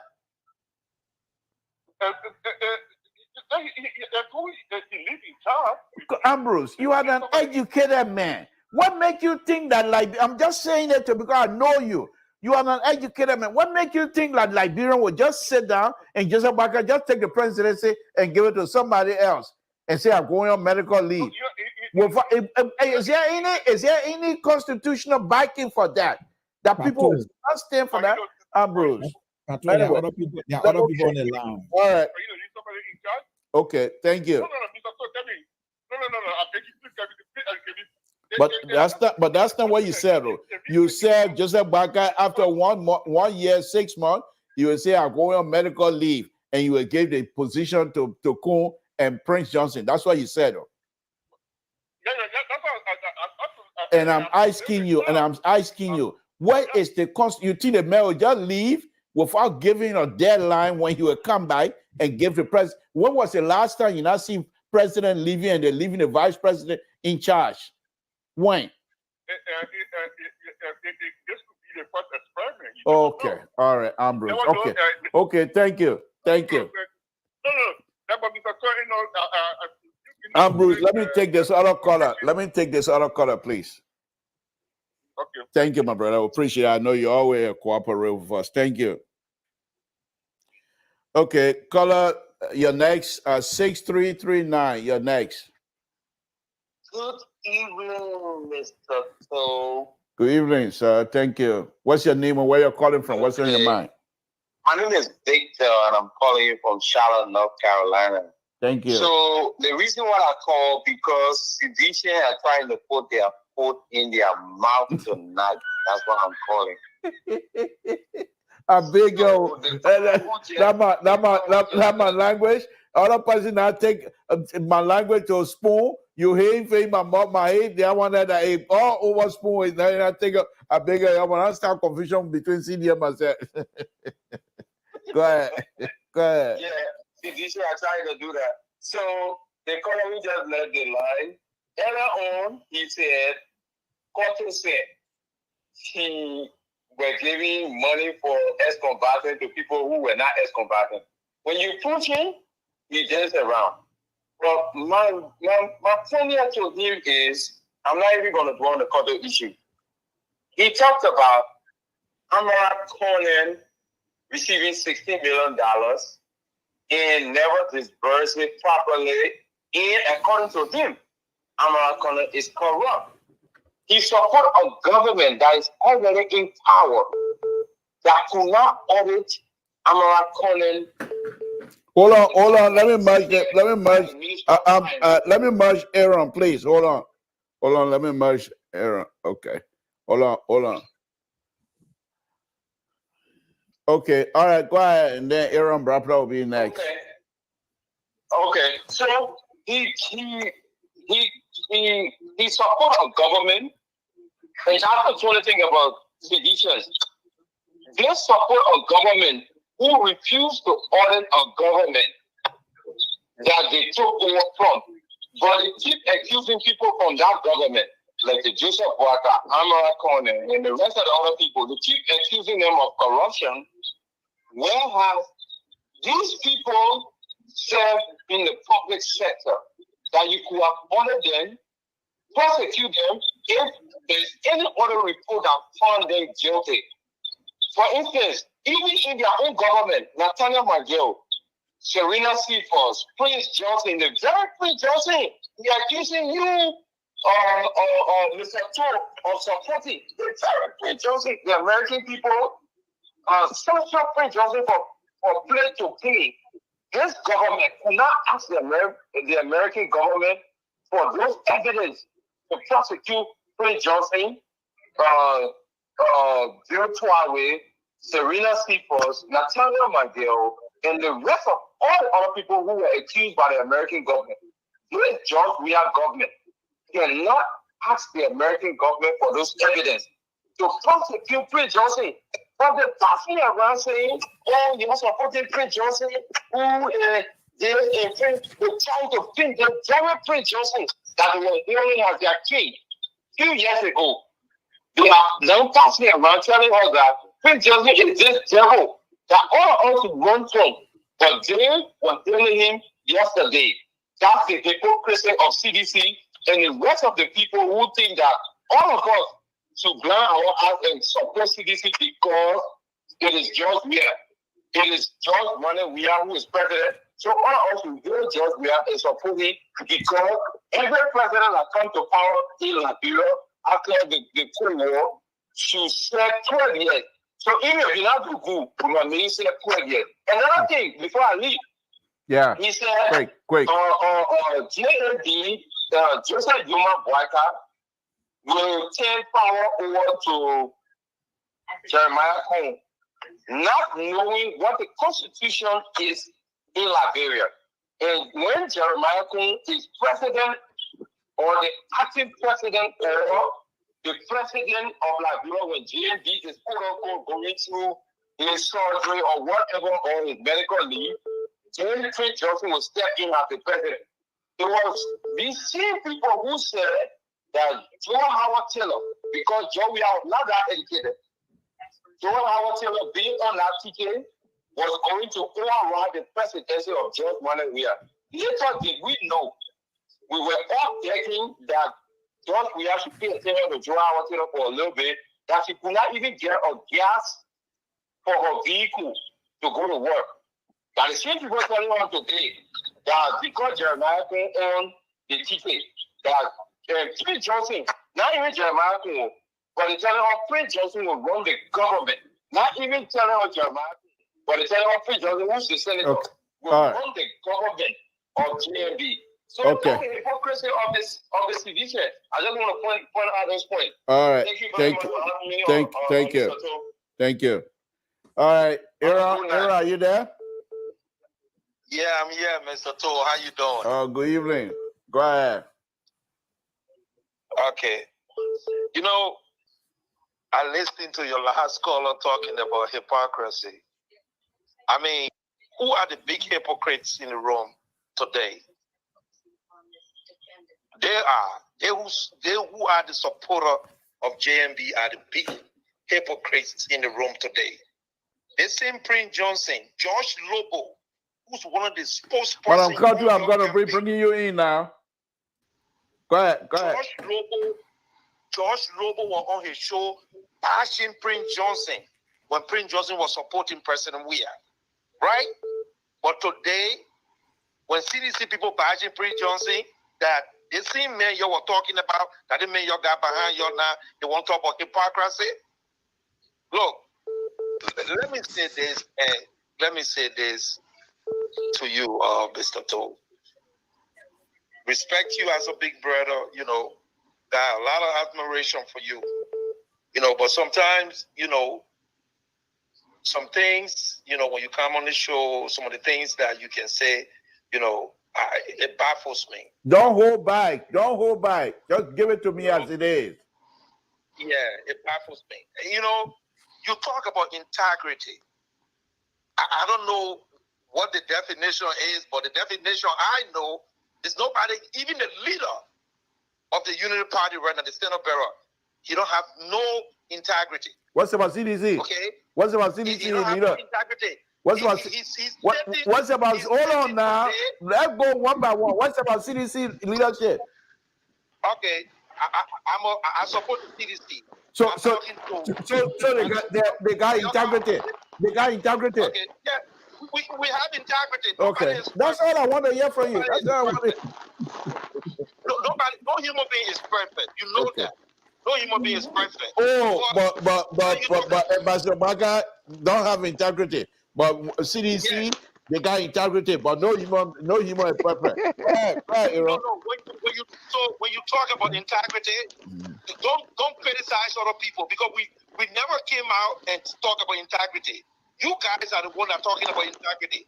You, Ciscoto, and all the people that support or the Unity Party. You're talking about integrity, but you're in bed with the worst people in our country. The worst people, okay, in our country. Today, the other day, I sat down, I watched your show, and you were talking about Stanton Waterspoon being a philanthropist, sharing money to people. You think it is right, Mr. Toe, for you to say that? So if your son sit down. Okay, hold on, Aaron. No, let me finish. Okay. Yeah, let me finish so you can talk. Okay? If your son sit down and listen to you saying people were celebrating for the man to go to jail for 20 years. What has he done for him to go to jail for 20 years? That man embarrassed the entire nation, the entire country. And he's not even showing no remorse about it. Joseph Walker is in bed with him. That man been naming monies, okay? Monies that he been sending to JMB through Heron Costa. Monies that he been sending to JMB. And you sitting here talking about CDC integrity? So who being hypocrites here? I think you're Europeans, like I call you. I mean, I know it's not a word, but I just give that to your Europeans. You are the one who are the big hypocrite in the room. Thank you. You guys are. That's what I wanted to say. Can I say something? I don't leave though. No, I'm not leaving. Okay, but first of all, I want to thank you for recognizing my talent of being the biggest hypocrite of all. I appreciate that. That's a good hat to wear. I appreciate that. Now, Aaron, though, here's the thing here about what you're saying. Okay. What for me, when I question the integrity issue of these young people, these are the same young people I'm saying that were going around asking Liberian to follow them and to turn against President Weah because of policy. They never came out to say they hate President Weah. They said because of policy. And they asked young Liberians, many Liberians, to follow them, and they did. Now, if you get somebody to say, follow me, this person is not, and then out of a certain, or not even out of a certain, but because of some reason, you decide not to go back to the person who you say were not able to provide X, Y, and Z leadership. So that's why I'm questioning their integrity, number one. I agree with you. I agree with you. Okay. But let me push back on that a little bit. No. You see, when you were talking, I wanted to talk. You said no. Okay. Go ahead. No. That's why your sedition, y'all do. Go ahead. Cut me up. Go ahead. I don't know anything. Go ahead. Make your point. Mr. Toe, Heron Costa is your son. Okay, you know Heron Costa better than I do. Okay, you call him your son every day. Heron Costa came on air and said the conversation he had with President Weah made him to change his mind because he see a leader who's willing to listen. He see a leader who admit that they didn't do certain things wrong, and he willing to improve on those things when he get a second chance. That's what Heron Costa said. But I just see you guys are running all over the place, badging this day, left and right. This same man that were raising money left and right, cooking jollof right for Joseph Walker left and right in America here. Today the man is the devil. Okay, can I say something now? Can I say something now? He's trying to express his democratic right. Can I say something now? Can I say something? So you brought in Witherspoon. The first thing is, Witherspoon, in a quote, according to report, he admitted that he has brought disgrace to his family and the entire nation. So he was very remorseful. So let's give that. He was very remorseful. So do you think? You will let me talk? Okay, go ahead. You're sedition. But if the man acting that he conducting the show, he had to get other people just to talk. Go ahead. On public radio today, okay, knowing that he's going to be going away for 3 years, 5 months, okay, knowing that he should be spending quality time with his family. He should be spending quality time with his children. That now you couldn't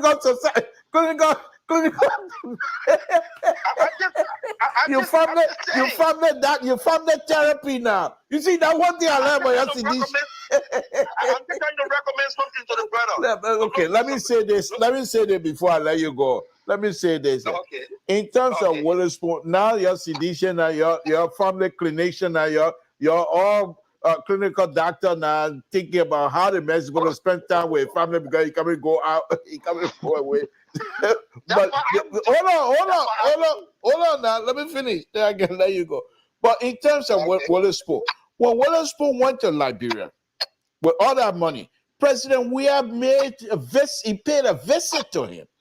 You were not thinking about money that he was stealing money. Let me correct you on that. Because President Weah never went to that hotel because of Clinton Witherspoon. Where he went there for? Kev Hassan was the one who invited President Weah. But who paid Kev Hassan way? Who paid Kev Hassan way? Who are giving money to Kev Hassan? Who are giving money to Kev Hassan? Mr. Toh, you've been in the country for a very long time. You see, you can't do that. We saw Witherspoon took these people, pay their way, pay their hotel. They said, President, we are No, I'm not saying he didn't pay their way. I'm not saying he was doing it on behalf of the Spoon Network. Okay, President we went there for Kev. So how come? So Witherspoon stole himself to go take a picture with President Weah? No, he was there as a friend of Kev. The kind of money that Paul got in a short period of time. Anybody would spend money like the way he was spending money.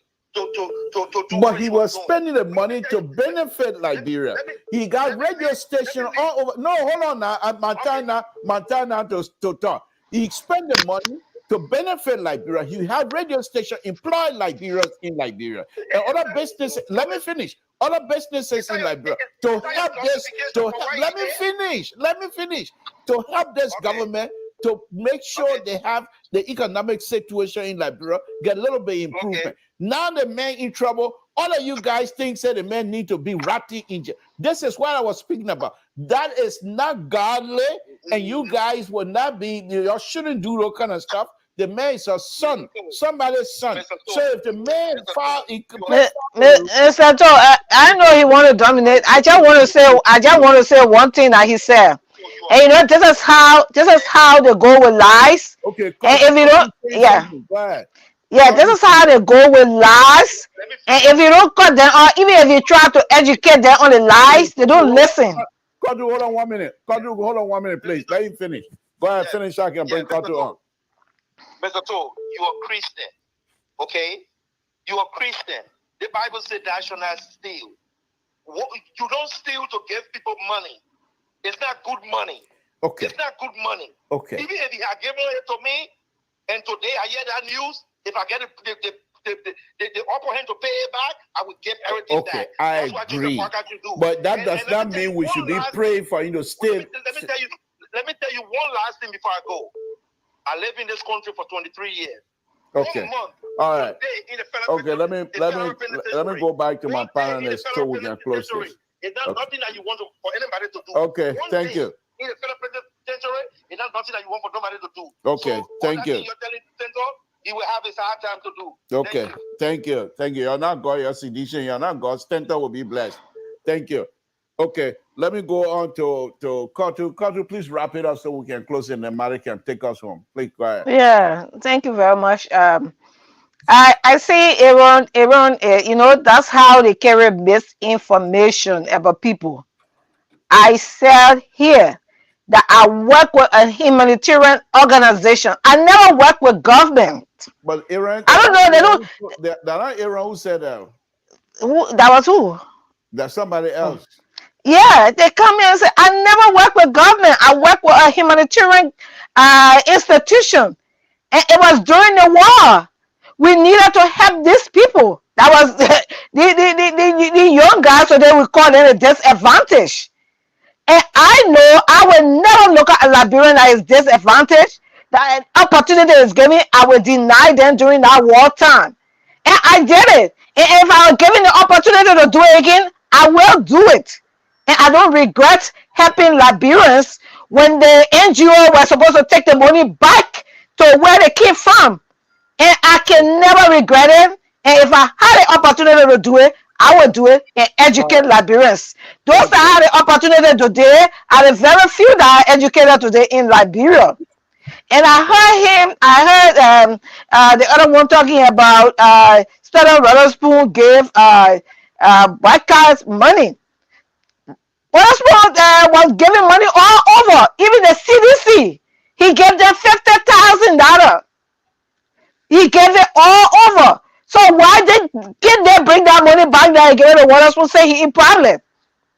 There should be setting an example that the money that Witherspoon gave to them, let's get our money back, saying they don't want to be identified with a criminal. They should start doing it now. Then others will follow. I hate, when we start saying they are talking about Prince Johnson was the best man to them. Today, Prince Johnson is the criminal that want to take over. Okay. How possible is that? That somebody, so a man will just be running to become president, just to take the presidency and turn it over to somebody? What sense does that make? It doesn't make any sense to me. Thank you. Yeah.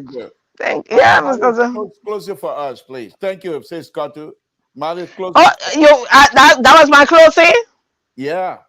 Oh no, let me say my last word. Okay. The re-election, what they call the runoff is coming, and I want people to vote number 1. That is Joseph Yuma Boakai and Jeremiah Coon. Please, I'm begging you people, let's vote for better Liberia. It's not our personal interest.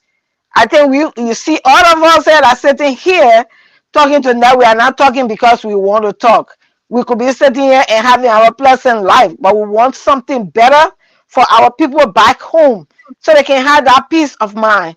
And when I listened to our sister today revealing the death of our brothers, man, it broke me down. That's why you see me. I have not been easily appearing on the talk show, but that actually broke my back today. And it been bothering me, and it still bothering me. These are some of the reasons why we want this government change.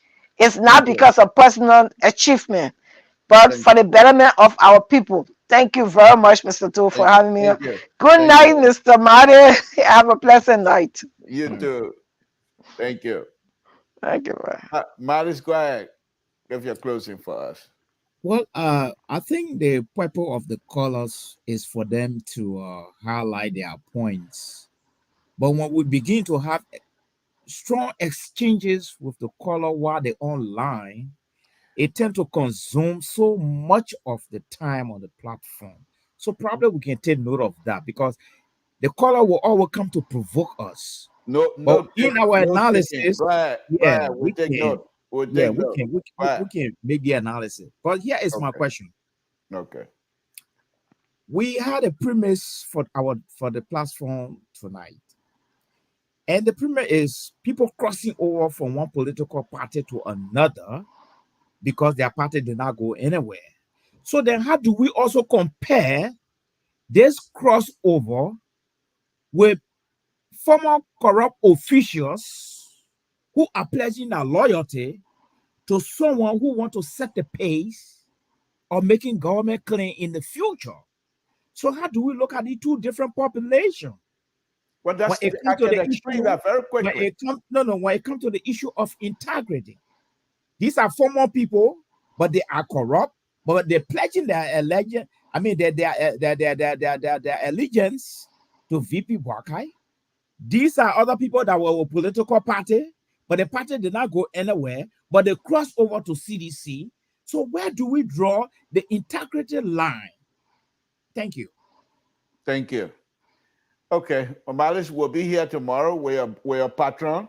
Two of your buddies will be on here tomorrow, and I will be here. And this question that you asked tonight, I will bring it up, and then you will see how quick you, as a conservative, how quick you show yourself tomorrow.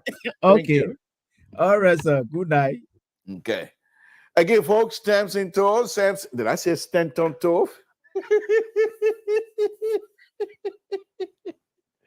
Okay, folks. Thank you very much. Samson Tove, folks. I'm not, I don't play around. But anyway, on a very serious note, I want to thank all of you tonight again. The question Mali asked is a serious question, but I can explain it. Ambassador Bakai, those corrupt people that are going towards Ambassador Bakai going to clean house. Whereas those who say President Weah and his people are corrupt, they are going there, they don't have power to clean anything. If anything, they will be cleaned out because they have no standing. You see the difference, CDC? You can't hear, you can't make Tabata. You see the difference? Those corrupt people that Aaron, I'm going to call it I number 9 tonight. Wait till election time finish. Then you people myself going to get into it. But this is, you came out here, you said, I was about Ellis Tyler, the corruption king. They join Ambassador Baka. Ambassador Baka going to be at the top. He's going to set the pace. Corrupt-free society. He's going to set the pace. He's going to fight the corruption. And so when he's setting the pace, those who join him that have behavior, corrupt behavior, they will not practice that because he's setting the pace. Whereas those who say President Weah and his people are corrupt and they are joining, if President Weah and his people are corrupt and they continue to set the corruption pace higher and higher, those that are going in, they will be dragged in to the thing they criticize. The liberal. Don't play with me. CDC, you must not play with me. You can't play, you can't make it. The liberal is too high up there. You see, we're not stupid around here. So y'all want to compare corruption to corruption? Ambassador Bakai, President Bakai will set the pace to fight corruption. President Weah, those people who join President Weah, let me explain again. They said President Weah and his government are corrupt. And they said that President Weah continued to set the pace of corruption higher and higher. Now they're joining. They have no power to set the pace to fight corruption. They can't win. In fact, they will be dragged in. Samson told LIBERIA Public Radio. The ridiculous conservative on this platform. Two of them scared of me tonight. The other man was writing here, I will soon come. You panicking, I come. You show up? The man show up? He show up. He able. The other one from Atlanta, the other crown man from Atlanta, they call him Emma George. He able? They ain't able me. Emma George is a center right. Mr. So is a far right. Male here is between two of them. The three of them, they ain't able me. They ain't able the liberal. They want to bamboozle this liberal to accept their conservative idea. And I keep telling them, I'm going to be the counterweight on this platform. That your conservative idea got no place on LPR. LPR is a platform, not for the liberals, not for the conservatives, but to come here and be genuine in your presentation. You don't come here and can't say your Ted Cruz idea of conservatism. You don't come here and can't say yourself like pretend to be something else while we know you're from Fox News Club, center up the Fox News talking point, and that's why you want to bring on LPR. We would disorganize that thought completely. The liberal is here. Folks, again, this is the liberal Samson Tour. I'm enjoying myself.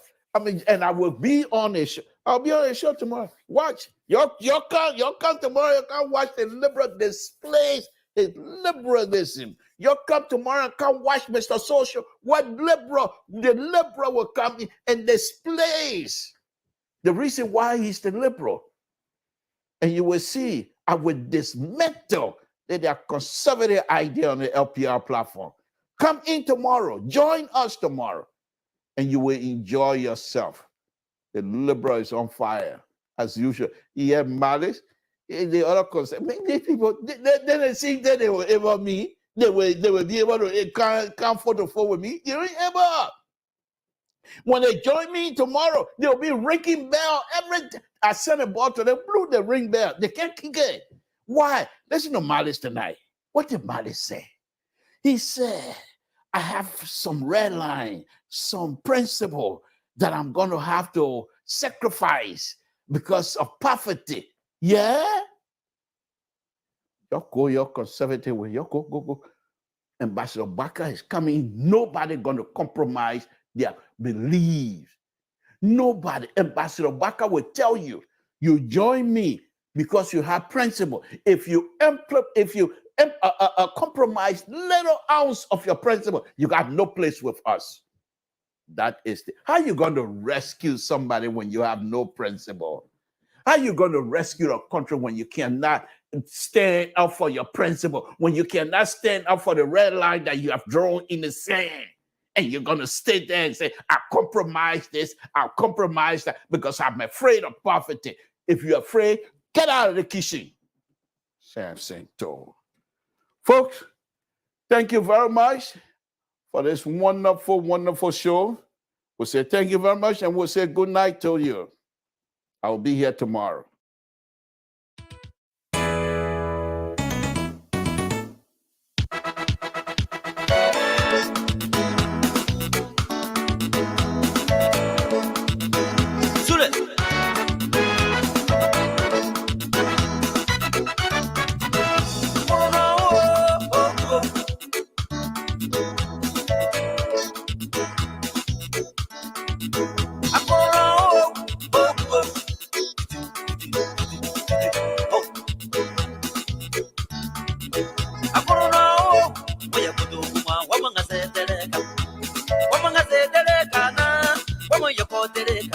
Abagige abawo wa maseba mele na bale